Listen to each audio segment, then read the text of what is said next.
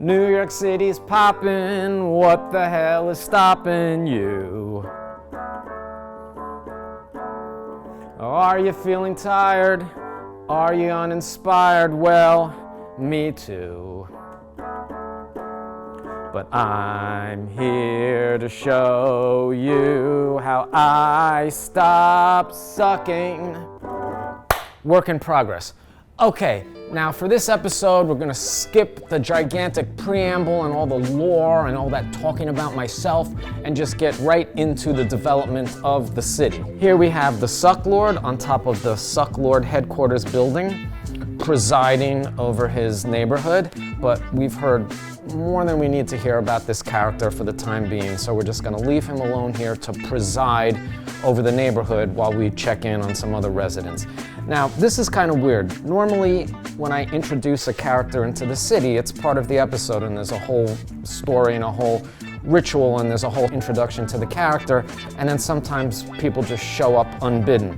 For example, we have the kids, or just this little ragtag bunch of rough and tumble kids who were already living here. I thought when I acquired this city that it was vacant and nobody was living here, but apparently there were some kids living in this fairly dilapidated building here. You can see the doors off the hinge, there's weeds growing here, there's like a abandoned refrigerator on the street, there's like rats and garbage, there's a fucking vulture sitting on top of the roof, and then there's these three little orphan kids just hanging out here. I feel like I need to do something for this neighborhood in order to improve their living conditions. You will see though, however, that we have a new friend here. This is the R2-D2 head from the R2-D2 that we decapitated in the last episode. Went rolling down the street and it wound up and just happened to have this blue and silver garbage can here. So he wound up there and he's a new friend for them.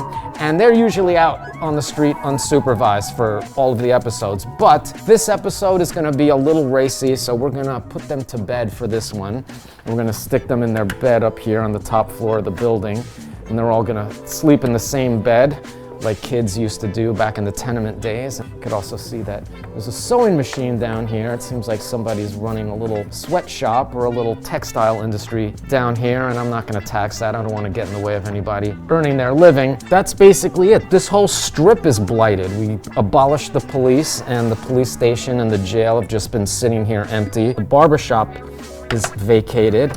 There seems to be somebody's living up here in the groovy apartment. I can see there's a lava lamp and a cactus in the window, so somebody's living here. I haven't met the person that lives there yet, but I'm not gonna bother them. They look like they might be some kind of artist or something.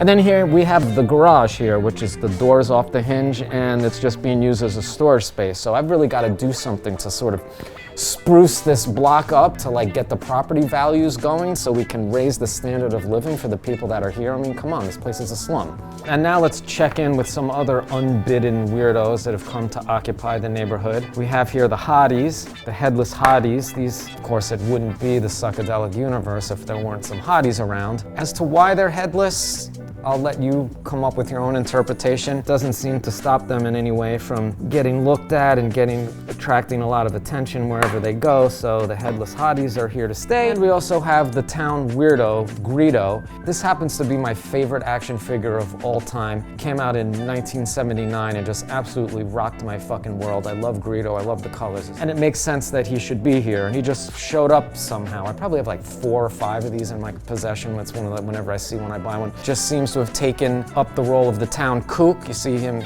walking around with an umbrella even though it's not raining. God bless you, Greedo, we love you. Go be as weird as you want. He's not hurting anybody. I'm gonna get these buildings out of the way. I added this customized brick wall panel to this big gaping hole in the side of the building behind this styrene brick panel. And this has been painted and added into the building. And you see that the cup and saucer panel has been attached. There's some very nice fine screw work. There's actually in the members area of Sucklord City some very extensive arts and crafts how-to videos. So if you want to actually watch the entire process of how I did the model making here, there's some extensive construction inside of this building. In that same episode, I also renovated this firehouse here. I don't know if you remember, but in the last episode it had no fucking roof and just a big hole in the top. So I added this crown piece, I added a new roof, painted the gate, boarded up the windows, painted the surface, and now we're actually making this available as a pop-up shop. So we're keeping this vacant. Brand stores, businesses, individuals, whatever, can rent this space for a single episode, and we'll put some signage up, we'll throw a little event, we'll set your shit up in here, and we'll give you the shop for the month. That's available to sponsors if people have an inquiry in sponsoring the show. We have actually multiple channels in which to do that. This is brand new right now, and we don't have any occupancy, so I'm just gonna close the gate and just keep it nice and clean for our first pop-up guest. And we actually have a sponsor for this episode. We've been donated this bus stop. This is a vintage Metacom cause bus stop. A friend and associate of mine from Dublin, Ireland, called All Eyes and Ears, or AEAE, paid some money to rent this space in the billboard. So he gets his little appearance here in the shot as he's occupying both of the billboards in this bus stop for the duration of this episode. He's an animator, works in television, he's an artist, he's done a lot of collaborations with myself. He donated a few seconds of animation to the show, and that's gonna pop up as an interstitial somewhere later in the episode, so keep your eye out for that. He even made a fucking lower third. That's the type of service we're getting here. This billboard is for rent for anybody who wants to support the show and get their advertisements out. So shout out to All Eyes and Ears. For this episode, I want to focus today on the movie theater. I feel that we need to get some business in the neighborhood, and we need to generate some activity, and what better way to do that is by providing some entertainment in the form of a movie theater. This is personal to me because it's like I grew up going to the movies back when going to the movies was actually an event. I mean, movie theaters today are nothing like what they used to be. I mean, when I was a kid, I saw Star Wars, Empire Strikes Back, Raiders of the Lost Ark, fucking Goonies, Blade Runner, all those movies up in Times Square on 44th Street at Los Astor Plaza. A movie called Star Wars opened and proceeded to rake in more than $400 million. The first show didn't start till 12:10, but they began lining up at 4 a.m., all waiting for hours in the rain to pay their $5 so they could see Empire Strikes Back. In a line that went from the box office through the Lois Astor Plaza arcade, down Schubert Alley, winding around the block, even Darth Vader had to get in line. Move it on down to 8th Avenue. The majority, dedicated Star Wars groupies. Most had seen Star Wars at least twice. 21 and a half times? You liked it. So are you looking forward to this movie? I already read the book. I want to capture some of that energy in this movie theater. I want this to be like old school. I want it to feel like New York City. And in order to make that official and authentic, I need to link up with somebody that has a strong, deep connection to that world. So I'm gonna fucking drag myself all the way fucking up there for the sake of this program and your entertainment. So let's go, let's do the R&D, let's do the research, let's get the story so we can make sure that this movie theater really fucking pops off and really adds something significant to fucking Sucklord City. So let's go. From the shadows of Chinatown comes a new kind of hustler. I deal in my own currency, pal. Hand over the plastic, spaceman, or you're done. You're gonna get yourself killed, Sucklord. He came from the stars to hustle the street. I can't believe I had to come up here to do this fucking episode, and I never come up here, but there's a lot of history relevant to the story we're trying to tell, so I'm gonna suffer through it. Now we just gotta find my fucking guy and we'll get on with it. Oh, hey, there he is. Hey, man. What's up? My man, Gerard Damiano Jr., who is the executor of the estate of film director Gerard Damiano Sr., who to most lay people would be famous for creating, directing, and producing the film Deep Throat, re-releasing the classic films, institutionalizing them. You've done second film, Devil and Miss Jones, and now you're working on the third one, which is generally considered your father's masterpiece, The Story of Joanna, which debuted here. This was where the Rialto was. Everything you say is true. My father actually had his office between 8th and 9th Avenue on 42nd Street. He would often take me to work, and this was a very different place back in those days. I mean, if you saw HBO's The Deuce, it gives you a little idea, but it's really hard to imagine what this place looked like back in the 1970s. I mean, there were streetwalkers on the street, there were pimps driving Cadillac convertibles with zebra print or leopard skin. I was alive at the time. Between 7th and 8th, they were all porno theater. The Rialto Theater itself has a long history, which is much like the history of this neighborhood. In the turn of the last century, there were a lot of vaudeville houses here. During the golden age of cinema, they started building these cinema palaces, they called. That were like these incredible temples to film. After television, a lot of these theaters started closing down. All the theaters started to turn to exploitation, sexploitation films. Kung fu movies. And by the 70s, it was all porno movies. And that's what saved a lot of these theaters, because the ones that didn't go to porn eventually closed down, got shut down, or converted into something else. This was a porn theater until 1980s, and then it was turned back into an actual legitimate theater on these premises until around the time of the millennium. They were trying to remake Times Square, and that's when Giuliani finally came in and they were going to clean up Times Square. So they tore down a lot of the theaters and a lot of the old structures around here for these steel and glass monstrosities that we're now in the shadow of. They've completely erased any vestige of that. There's maybe one or two little seedy porn shops there, and I know Show World is still there as like a sort of museum, but any kid walking around, any 20-something-year-old kid today walking around has no fucking idea that any of this ever happened. You could see and do things that you might not be able to do anywhere else in the country. We used to go to the feet sniffing place. We used to go sniff armpits at the armpit place. We used to come to Playland and play all the video games over there. And I've been mugged here a few times. My father will always be known for Deep Throat, but he really aspired to make much better films. And the film that he felt was his best work was The Story of Joanna. And that film premiered 50 years ago. My sister and I have recently done a 4K restoration of the film, which premiered in Bologna at Il Cinema Ritrovato, but has not been seen in its original form in the US in 50 years. How old were you when that happened? I was 9 years old when that film came out. You know, part of the story of the film itself was for the promotion of the film, they did this huge ad campaign, and they had a billboard truck, which was kind of a new thing around here because Times Square was always all billboards and stuff, but there was a truck with The Story of Joanna billboard on it that was driving up and down the block all around this neighborhood to promote the opening of the film. Was it normal at the time to go through all that effort for a porno film? The Story of Joanna really came at what I would say was about the peak of porno chic. Porno chic, what's that? When Deep Throat came out, it was revolutionary in that it started to get a lot of people, and by people I mean women and couples, people that normally didn't go to the 42nd Street theaters to jerk off, but just couples on dates and stuff to get out to the movie theater. And also the laws were changing. There was a lot of gray area of what you could and couldn't show. And following Deep Throat, there was this era which we now refer to as the golden age of porn, where filmmakers were making very ambitious projects. Many believed, and my father was one of them, that the porn films were getting better and better, bigger budgets, more talent, and so forth. At the same time, the Hollywood films were starting to loosen up their production codes. And so it was believed that those two would merge, and it wouldn't be porn films and regular films, and it would just be films. And sometimes the couple would kiss and the camera would pan away into the fireplace, and sometimes it wouldn't, and it would just stay with them all through the scene. And you'd have, major stars, performing sex scenes. That didn't quite happen. It looked like it was going in that direction, but then when videotape came out, the bottom dropped out of the whole thing. The story of Boogie Nights kind of loosely based around...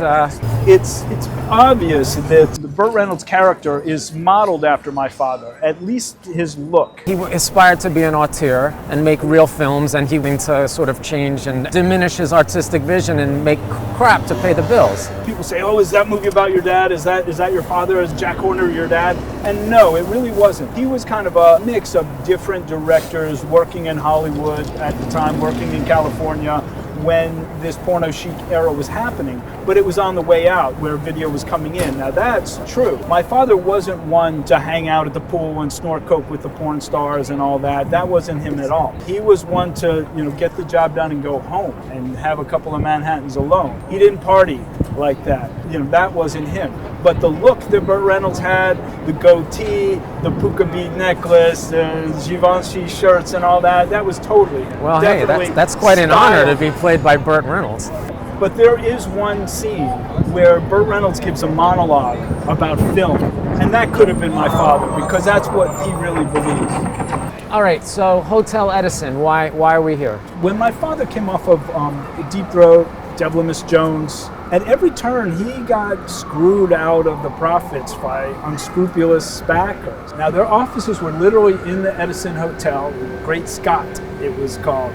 They came up with a beautiful ad campaign. Terry Hall, the handout stretch, the chains, the nod to Story of O, brilliant like fuchsia colors. Poster was everywhere. They did the drive around the neighborhood and like that. When it was time to get paid, my father went to them and says, "Where's my cut?" But what they told him is that there was no profit in the film because the advertising budget was so big that all of the profit went to pay for advertising. Basically, they paid themselves, and he still got screwed.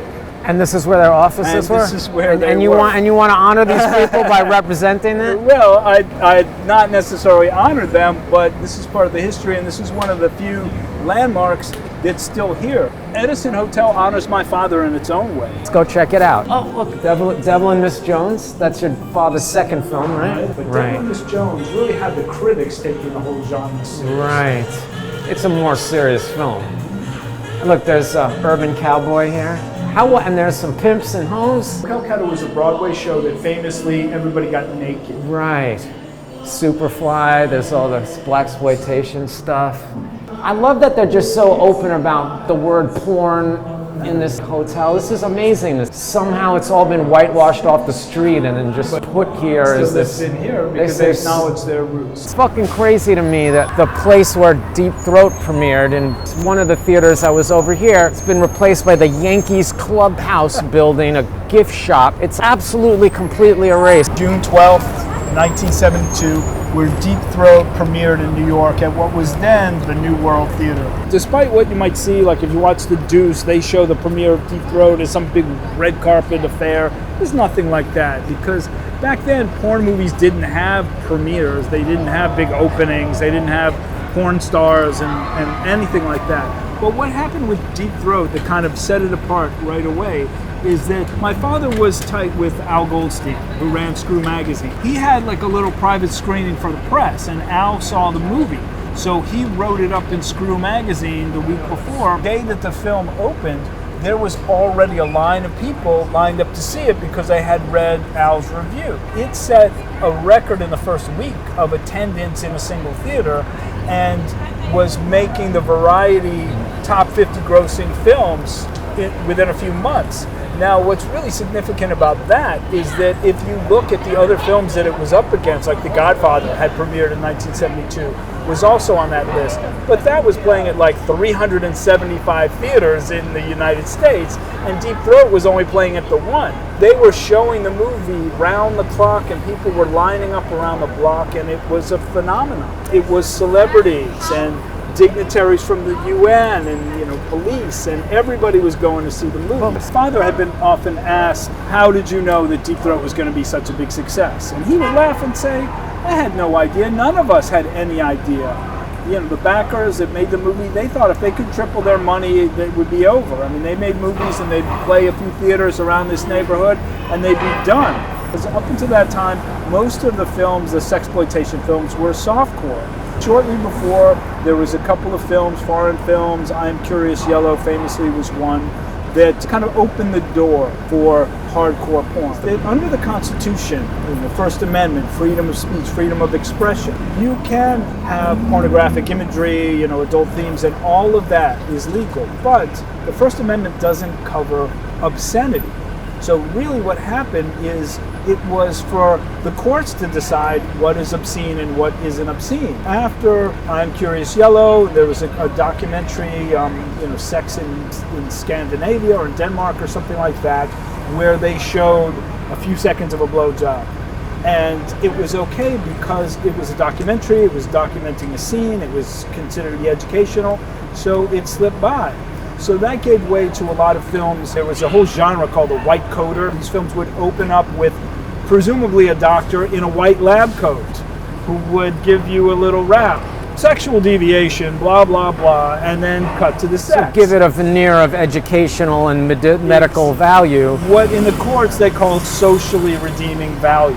If a film was shown to have educational value or have some positive message, then it was okay. Then it was not deemed to be obscene. If a film appealed to prurient interest and was sex for the sake of sex, then that was obscene and they could shut it down. That gave way to a lot of court cases throughout the nation, and ultimately it went to the Supreme Court. What they had decided was that you couldn't pass an obscenity law for the whole country, because what happens in this neighborhood in New York City would have, the townspeople out with torches and pitchforks in Nebraska. You couldn't just paint them all with the same brush, so it left it up to the communities.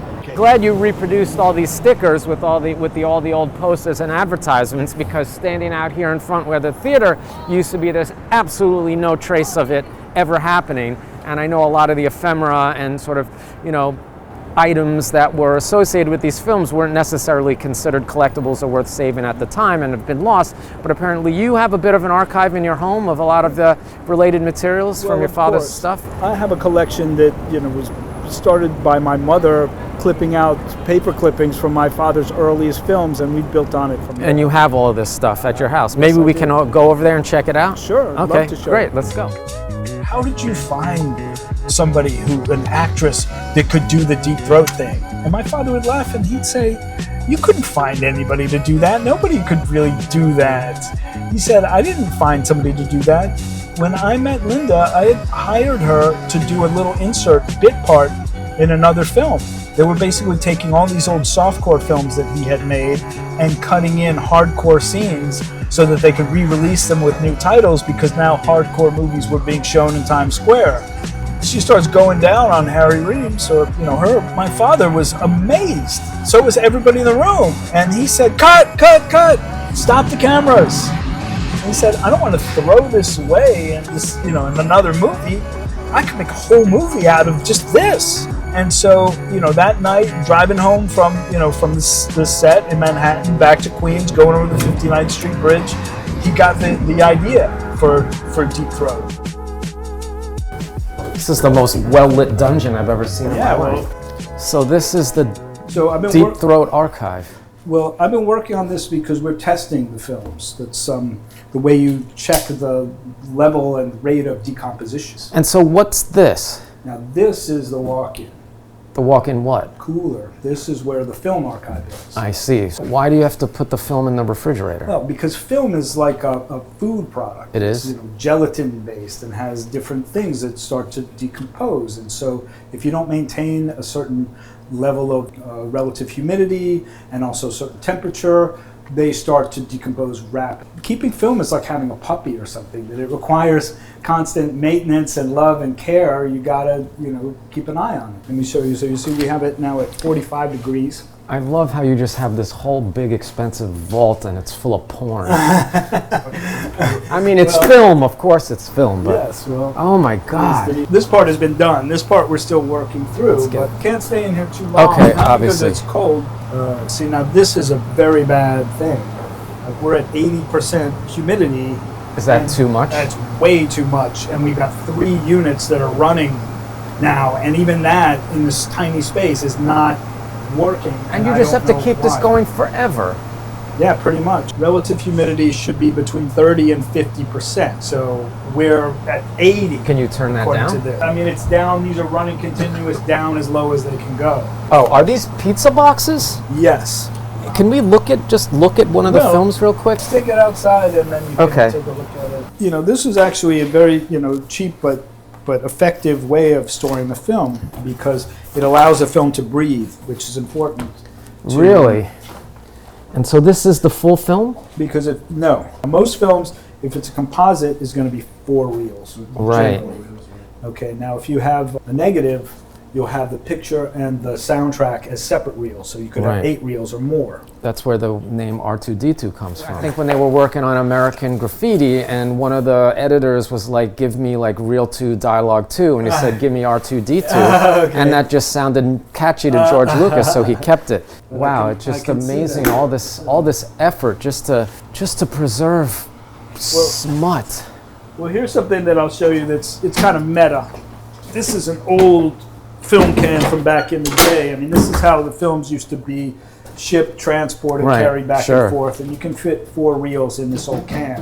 What is inside this can, and I'll show you, is come full circle, because we found elements for Deep Throat. We scanned them at 4K. We did a complete digital restoration of the film. Fixed the soundtrack, fixed all the scratches and color corrected, and tried to restore it back to the way it looked when it was released in 1972. And when we were all done, we took that digital file and then we printed it back out to 35 millimeter film. Oh, wow. So what, that's what this is here? So even though the can is old, these reels are all brand new. Yeah. Actually, they're so new that we've never even shown this film. We printed this for Tarantino. What do you mean? Well, he has the New Beverly Cinema in Hollywood. And he only projects, it's all They only old school. project 35 millimeter films and all from the 1970s. And so we pitched them that, you know, for the 50th anniversary of Deep Throat, we would show the film. So we printed, you know, this thinking that that would be the best place to premiere, the best place we could think of in the United States. I mean, we went out there, the manager, he said, well, no, they were all excited. This is great. We have also now a print of Devil and Miss Jones, and that's the perfect double feature, because there's some theaters that showed a double feature of Deep Throat and The Devil and Miss Jones for 10 years. If you can imagine a movie theater that only showed 2 movies or 1 movie continuously, not just for 4 weeks or a 6-week run or whatever, but for 10 years. So we thought to bring it back one night, you know, we'd do the double feature. But of course, you know, there's still a lot of controversy surrounding the film, and people are afraid. They don't want anybody to get triggered. Honestly, we're showing the film to open up a dialogue and have a conversation. Censorship is even worse. Sometimes even more so. We hope to have the opportunity to show this on film. When you begin these restoration projects, where do you get the source material? Just you track down old prints? We've scoured the globe. My father really had nothing. Uncle Vinny, my godfather, in his basement had a few of my dad's films, and so that we started our collection there. We were able to buy some films from people that had found them and restored them or kept them. Right. Where our collection started to grow was when we connected with the international film preservation community. There was a woman in Indiana at the university. She was a member of FIAF and AMIA. There are 2 groups of international, you know, film preservationists. So, you know, we basically sent a message saying, you know, this is who we are, this is what we're looking for. If you could reach out to the community and see if anyone has film elements. And you found them? The I Film Museum in Amsterdam, and they had an internegative of Deep Throat that had survived since the 1970s. An internegative is made from a print, so it's not as good as having the original camera negative. It is usually pristine. Whenever you show a film, it can get scratched and damaged, it gets sprocket holes ripped up, and a lot of the films that we had and that we found were what we would call grindhouse prints. Is that these would run round the clock for years at a theater. They're faded, so these are all problems that need to be corrected. But when you find a negative, even though it's an internegative, even though it's a second generation, generally it's only been run to make prints and then it's stored. It was really clean. They lent us the print because, you know, again, they're interested in film preservation. Well, I mean, it's just interesting that you had to go to Europe, you know, to find this stuff, where imagining they just have less of a puritanical viewpoint. The Library of Congress is the Library of Congress, okay. And then within that they have the National Film Registry. Right, and you were trying to get Deep Throat being part of the National Film Registry, which means what exactly? The National Film Registry is something that's been around now for 30 some odd years, and basically they take requests from U.S. citizens who vote for what films they feel should be preserved. And every year they publish a list, and I don't even remember exactly how many now. I think it's 25 films every year that are recommended for preservation. Now, according to their mission statement, these are all films that have cultural or historic significance. The National Film Registry is supposed to represent all types and genres of American film. We thought it was very curious that not a single porn film was in their collection. There are a few X-rated films. Midnight Cowboy, for example, is an excellent movie and happened to be rated X when it came out. I think the original King Kong was rated X when it came out. So it's not the X rating, but films that have hardcore pornography. So we felt Deep Throat, being the film that it was, really the first hardcore porn film to cross into the mainstream, also still considered to be the most profitable film of all time. All its other historic significance, the effect it had on obscenity laws, the trials that ensued, the sexual revolution and its influence on that, and all of these things definitely fall into that category of merit. No question. Okay, historical or otherwise. But they refused to select it. We are certain that we got enough votes because we actually had a campaign. Now, nobody campaigns for the National Film Registry like they might for the Oscars. It's a very nerdy thing to do. Yes, but we thought, all right, we're showing the film. It's a 50th anniversary. We got a lot of press. I went on a lot of podcasts and talk shows and always... And every person, whether you're the most bland civilian in the world, name one porn film, even the most non-porn person, they'll pull that out of their mind. It's a cultural institution. So did they tell you why they said no? No. Well, they don't just respond. Our print of the Story of Joanna comes from the Library of Congress because it was the actual print that my father left as his deposit copy when he copyrighted the movie. When you copyright something, you have to leave a version of the thing so that they know what is copywriting to support the paperwork. So my father had to give a 35 millimeter print of the film to the Library of Congress. So what they have in their holdings are all the films that have ever been copyrighted. They have versions of them, at least up until a certain point. And do they have a big vault-like refrigerator for all that They shit? have facilities. They have, buildings. Any other kind of ephemera? Yeah, I do. Cool photos or but I'll posters? show you. I spent literally years going through filing cabinets full of things that my parents had saved that I didn't even know what they were.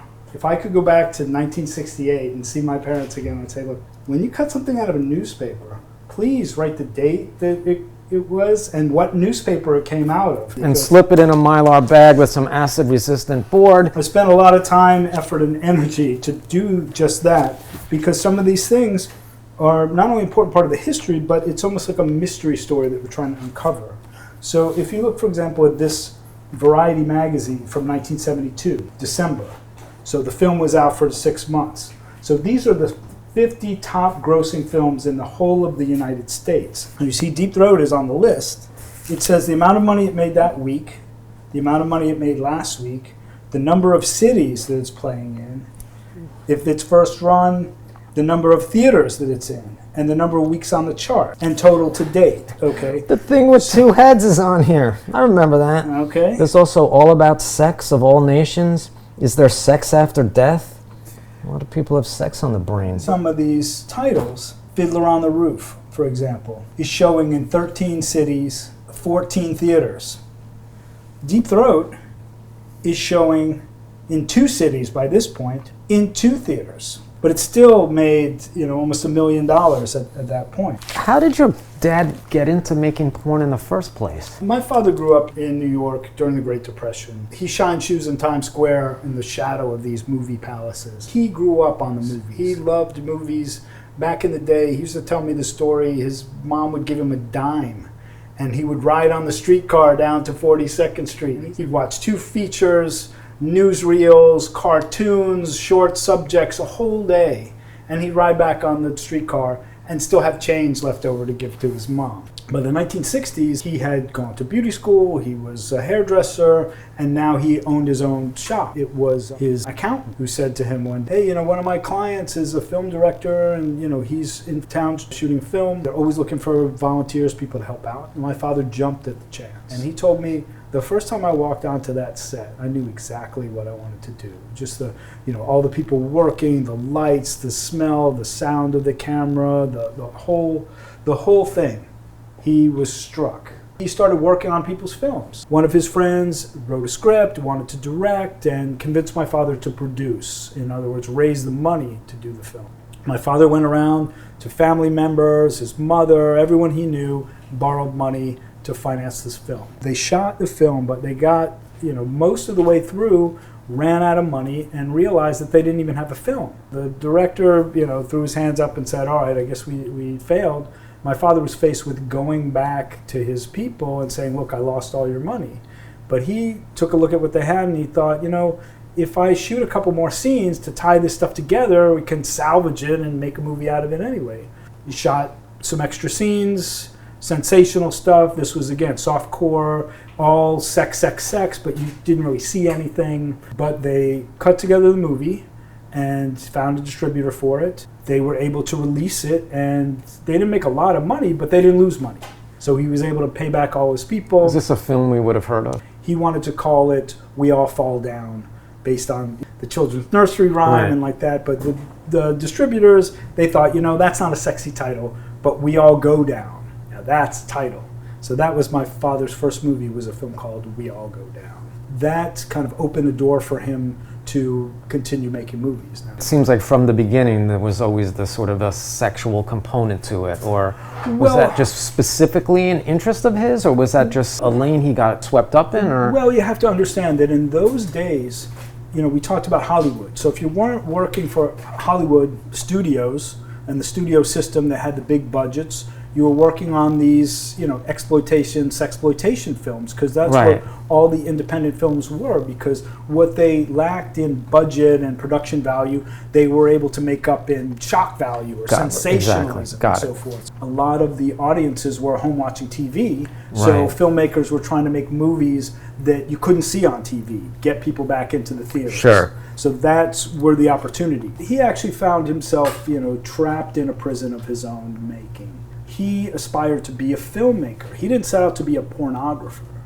He just thought, this is how I'm going to learn, and then I want to go on to make films, you know, real films, legitimate films. And he hated that term because it would delegitimize all the other films that he had made or that everybody else was making. But he wanted to go to Hollywood like all of his friends and his colleagues and make big budget movies.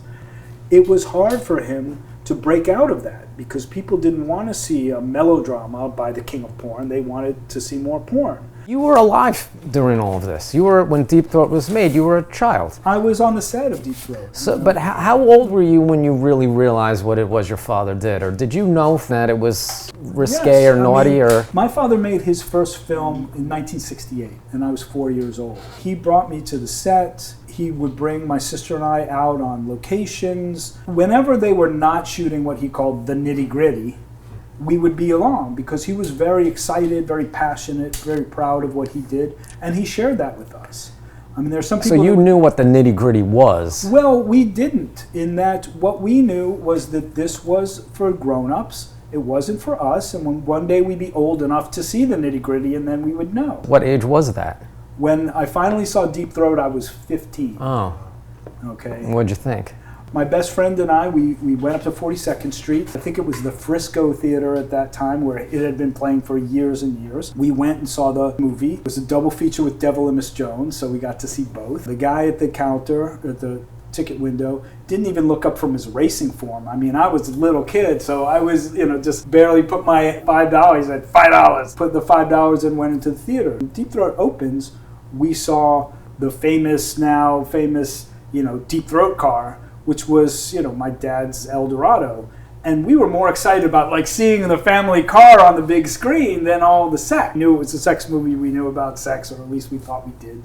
But the fact that, you know, here was our car, here was my dad in this scene, that was exciting. Interesting. I mean, I was about the same age I was. I'm a few years younger than you. When I saw Deep Throat and Devil and Miss Jones, we got him on videotape. We had an older friend who was 18 or whatever, so he would just go into the porn store and just rent the shit for us. So I saw all of that. I saw Deep Throat, Devil and Miss Jones, which disturbed me as a kid, and then Satisfiers of Alpha Blue, which is the sci-fi one. That was my favorite one, and I hope you get to it eventually, but I don't know Story of Joanna. I've never actually heard of that one. Tell me about this one. Okay, well, the Story of Joanna, at least to my father, was an important film because they were all just trying to make a real movie that didn't just rely on the sex, that would stand alone as a film. The Story of Joanna is definitely a sex film, but there is so much production value, and the locations and the costumes and the music and everything that it really stands alone. My father, he wanted to challenge himself and his crew, especially Joao Fernandez, known as Harry Flex, who had shot Deep Throat and Devil and Miss Jones and Memories Within Miss Aggie,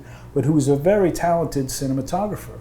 And so they were trying to push the limits of what they could do. Now, my father felt that the perfect vehicle for them would be the Story of O. and that's the French novel that was very popular, written in the 50s, Pauline Riage. It's the original 50 Shades of Grey. Yeah. But actually good. Well, yes. So he tried to get the rights and he was refused. He made his own version of it. So, I think it borrows heavily. That's the same thing that happened to George Lucas. He wanted to make Flash Gordon, and he couldn't get the rights to that, so he made Star Wars instead. So this is your dad's Star Wars. In his mind, it was. There was some controversy in it right away because they found this location. The whole thing was to be shot at this manor. The master had a mansion. They started shooting up in Rhode Island. They had been there prepping sets and getting ready to begin principal photography on this film. I guess somebody had left the script out and the gardener found it and he brought it to the police. Somehow my father got tipped off and they basically ran out of there. In a lot of places, making porn films was illegal. They basically escaped, wasted a lot of time, money, and then came back to New York and regrouped, found another location out on Long Island. The film is shot at the Woolworth Mansion. We went there as kids, we were there for filming some of the scenes. So you've just finished the restoration and you're showing it in some very prestigious film festivals. We premiered the film at Il Cinema Ritrovato Festival in Bologna, which is the world festival of film restoration and film preservation. And there were a lot of people who were very excited to see this film in its original form because it's been bootlegged and it's been out on VHS and so forth. But unless you saw it in the movie theater, and probably in the movie theater in New York in 1975, you probably haven't seen the full version of it. Because there was a couple of things about the film that created some controversy. The first of which is there is what we call a boy-boy scene in the film. People were shocked, especially a lot of men in the audience that weren't expecting that. But to see the movie, it's an integral part of the script, and it really says a lot about the character in the film. So it wasn't gratuitous, it was in there to make a point. Again, some people got offended, some distributors didn't know what to do with it, so they would cut that scene out. Even sometimes a projectionist would cut that out. A lot of people who saw the film never saw that actual scene in it. We're going to be showing the film at the National Museum of Cinema in Torino. We're going to show it at the Cineteca di Milano, showing films in Bologna. Finally, we'll bring the film to Cinémathèque Française in Paris, and that will be the end of the first leg of the tour. I haven't heard America on this list. What's up with that? Okay, well, America is a harder sell. There were a lot of theaters that were afraid to show porn. There's no porn theaters left anymore. A lot of institutions that said, well, years ago, 5 years ago, we might have gotten away with it, but now there'd be too much pushback. It would be great if we could do like a little sneak preview here. Well, I've never seen this film, and I would love to watch it in a group setting. I don't have any access to any movie theaters or anything, but if we wanted to do maybe a little private viewing at my art studio to sort of wrap this all up, I think that might be kind of a fun way to just sort of tie this all together. I think that could be arranged. Great, let's make some phone calls. The Sucklord, here he comes. Thank you for coming, everybody, to the premiere or the beginning of the worldwide tour of The Story of Joanna by Gerard Damiano, brought back to life by his wonderful children. And you are the first people to be seeing this in New York City for 50 fucking years, right? We're gonna be starting the program in about 10 minutes, so if you've gotta take a piss, the bathroom's out there, get one more drink, because we probably might put some chairs there. Everybody managed to get a place to sit, everybody's good. Nice looking crowd, this looks great. I'd like to take this time to give a shout out to our alcohol sponsor, Dirty Water. It's a beautiful, beautiful, unflavored hard seltzer. It's very drinkable, and there's a shitload of it, so drink as much as you want. There's a well-stocked merchandise table over here, run by our good friend, the lovely Gerard Damiano. So go ahead and buy some shit. It goes a long way. Attention, please, ladies and gentlemen. We're making a very important announcement. Are you with us? Are you with us? Okay, okay. Eyes up front. Attention here. Okay, thank you very much. We got a program here. We have a strict schedule. All right. We are making a television program here, and you weren't invited here for no reason. You were invited here because of your sparkling personalities. And so we would like to catch some people for the posterity of our program. We would like anybody that feels inclined to just come up, either ask a question or say something. We want to get you on record, have your beautiful faces and your lived experience translated into some entertainment value for my personal profit. So thank you for that. All right, we're ready to start. We're going to introduce the Damiano twins, and they're going to tell you everything you need to know about this momentous occasion that you're lucky to be here at. Show a little appreciation. Well, we have a special guest. We do have one of the stars of the film here tonight. So, we get to appreciate her acting and expertise. So, Chris McLeod, you can stand up if you wish. Very special welcome to this beautiful, beautiful woman. Just reflect what my sister Christar said. We're very happy that you're all here. This is a special night. This is a strange mix of people, and I'm so glad to see you all together with us here. This is a special moment that means a lot to us, even if you don't know us or haven't met us, and those who know who know. But my sister Christar and I are about to embark on a world tour, a film retrospective of the films of our father. It's like it's before 1972 again. That people are afraid. Anything that has to do with sex, people, you can't communicate, people cannot, they shut down. And it's a dangerous thing. One of the most beautiful things about Deep Throat wasn't the 30-foot blowjob on the screen at 40 seconds, and that was good too, okay? I'm not taking anything away.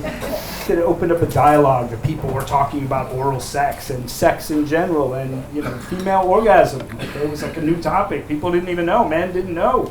Women had orgasms, okay? Hey, we're working on it, we're working on it. Yeah, without further ado, I think we should roll it and share a story of Joanna with you, and I hope you stick around after and find out, we'd like to find out what you thought of it. As they say, buon visione!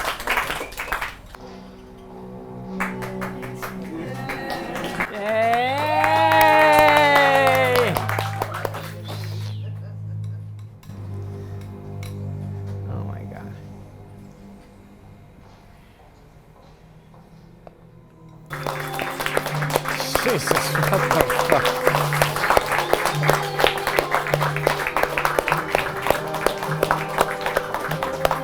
We would love to pass the mic around and have either you could come up on stage. We'd love to hear some takes, some opinions, some reactions. There's a lot going on in this film.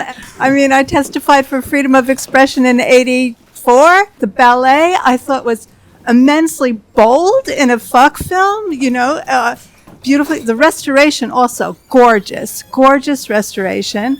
Jamie Gillis, seeing him so young and gorgeous, I can see why he was such a heartthrob to so many over the years. It's a very bold movie. First thing my husband said was, that is art house porn. And I've never seen art house porn, he said, but that is, if I've ever seen. It was beautiful. I mean, it really was artistic. No question about it. Every scene, the music, the visuals, for then, pornography wasn't even associated in any way with culture. For now, we expect sex and art to go together, but then we didn't at all. What I saw is to echo what she just said.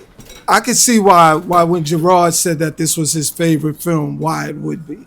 In my mind, without knowing him, I don't think he was trying to make a porn film. He was just making a film that sex was in it. He did make it very artistic. Ellen Stagg, the great pornographer, photographer, Hustler magazine. She shot many of the people in this room, artist, creative type. We got her action figure on the wall. Thank you. I was just saying to April for 1975, it's amazing that these days bisexuality for men is such a taboo thing in porn. The wheel hasn't been reinvented. That's what I'm trying to say. Like, this stuff has been happening forever. Make it seem like, oh, they're doing something scandalous these days, but they were doing it 50 years ago. And 500 years ago.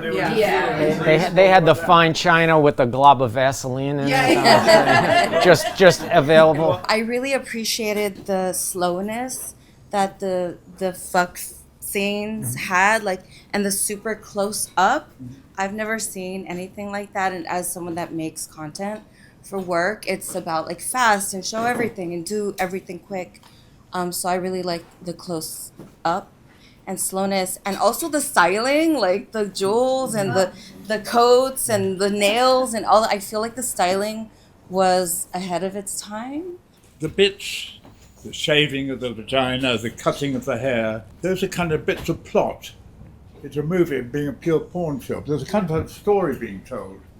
We're never actually told what the story is, but it makes the film move in a different way, I think. Oh, I'm really happy to see this film and see how well it holds up, because when we were doing it, at least those of us in the cast that were not the major players were not so sure of its durability, not so sure it would be around in 50 years. But I see that it is, and it deserves its place in history. You were awesome. Yes. I was awesome. Yeah. Best supporting actress. Yeah. I don't know if they had the prizes in those days. Get this woman a prize. What do we got? Anything you want from the merch. Yeah, give us something from the merch table. Unless I've got anyone else has more to say, I'd like to now do the reveal of the city development, because at the end of the day, this whole thing was created to facilitate a television program called Sucklord City, which is about creating a imaginary or an aspirational city that has all the ingredients about New York City that we love and that we're trying to preserve and sort of iconographize. Is that a word? I'm gonna lay out some of the key ingredients of the city here. First being, of course, Suckadelic Tower, which has a prominent place here in the skyline. Last episode, we added the African restaurant down the block, Darussalam, and we turned this Teenage Mutant Ninja Turtle set into the block, so we have the African restaurant on the back. We put the Cup and Saucer, which was the restaurant that used to be there, and today we're gonna put the Pink Building in here just to fill out the space. Of course, the bus stop, which our sponsor, All Eyes and Ears, has paid for this billboard for this episode, so thank you to him. Then we have 123 Sesame Street here. This is a vintage Fisher-Price playset that I had when I was a child and come back into play here. We have Mr. Hooper's store, and this in the first episode we had a famous artist named L'Amour Supreme do the window here. Let's put the little trees out just for the fuck of it. For this episode, you might like this. We have this Fisher-Price Village set, which we've recently customized to create a movie theater in the old school style. And you see we have the double bill. This is the matinee of Star Wars and Deep Throat. Today we are doing the premiere of the Story of Joanna, and we're going to add this little marquee to the front of the movie theater in honor of this momentous occasion. I'm going to put this on the front of the theater here. And everybody, wait, we're not done. We are not, this is just the beginning. Now we got the premiere here. So we've got the spotlight is out. The Sucklord himself is presiding over the opening. We have Mamjara from the African restaurant is pulling up. We have Greedo, the local weirdo, and the Headless Hotties. But everybody's coming out to this worldwide premiere. We have both Boba Fett and the Mandalorian are showing up. We've got the Human Torch. We've got Fat Albert is here. Phantom Menace Yoda puppet. A Weeble came. Rain, yes, it's the whole crowd. The Hobgoblin came. Both Frodo and Gollum from the Ralph Bakshi 1978 version of Lord of the Rings. We have within the theater itself the Story of Joanna. This is the film still that became the poster. We have the interior of the theater here, and we're gonna put this on the wall in place of the screen right here. Finally, what's the point of showing a film without the audience, which is you beautiful people. So we have this little Lego audience here that's gonna go into the back of the theater, and they're all gonna watch the Story of Joanna in the Suckadelic movie theater here on Suckadelic Street. So everybody give yourself a round of applause because you did great, and now it's part of the annals of the Suckadelic City. Thank you to everybody that came out. You did fantastic work, and I got what I wanted. Give me one of those fucking dirty waters, and let's fucking party.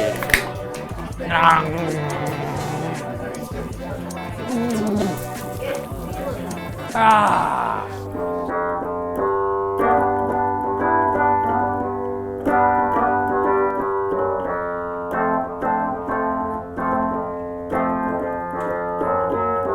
Sucklord City ain't that pretty, but it ain't that bad.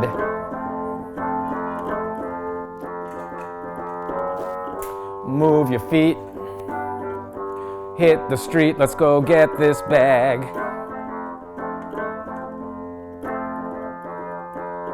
Sucklord's a man, doing what he can, but don't make him mad.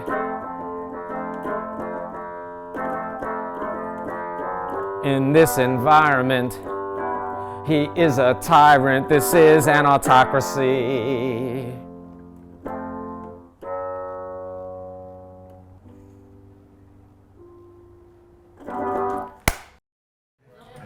Something like that. They don't write them like that anymore, I tell you.